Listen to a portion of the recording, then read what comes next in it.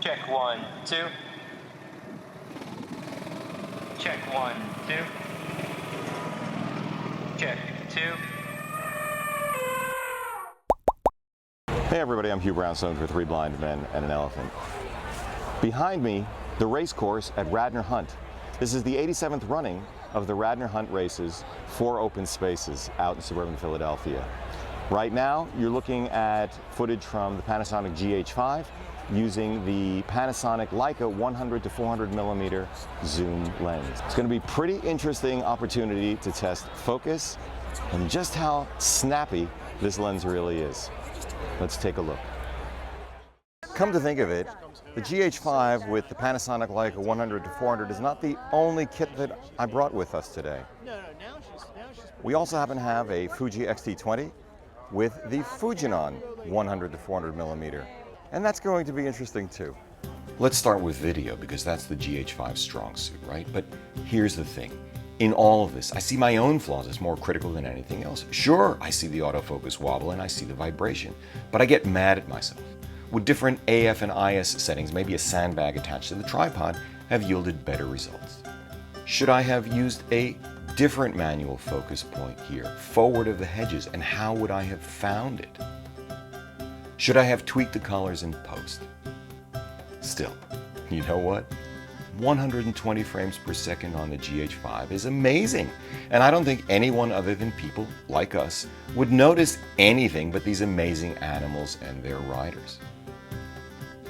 As the day wore on, I began to anticipate better, frame better, position myself better.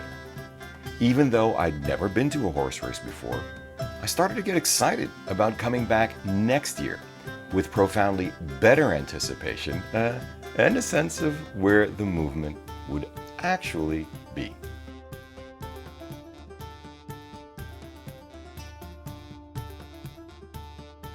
You know what else I learned?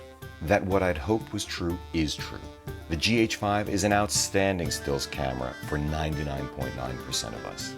The Leica is beautifully sharp, contrasty, tasty, easy to carry for hours. The colors can pop right in camera. The IS is outstanding, and 11 frames per second is pretty awesome. And a horse race is a great place to test rolling shutter. Woohoo! Now, the Fuji is first and foremost a stills camera, yes, and the little X-T20 with the Fujinon 100 to 400 is gorgeous. Okay, next, I figured that.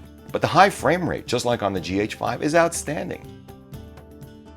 The Fuji is bigger than the Leica, but to my hand, the Fuji feels a little more special. And the Fuji is a great video camera.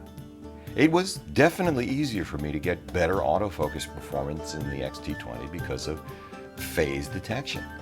Now, this is not exactly a newsflash to anyone, is it? But here's the heads up. I haven't met a camera yet that's psychic, as these 2 clips show. And I'd have much more work to do in any case to master any of them at a horse race, including Sony's A9.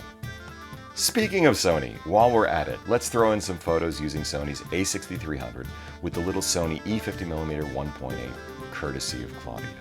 Which just goes to show once more, yes, it's about the gear, but no, it's not about the gear, it's the people. All of these cameras and lenses are freaking brilliant. With only $100 separating them, this pair of almost $2,000 telephoto zooms is stellar.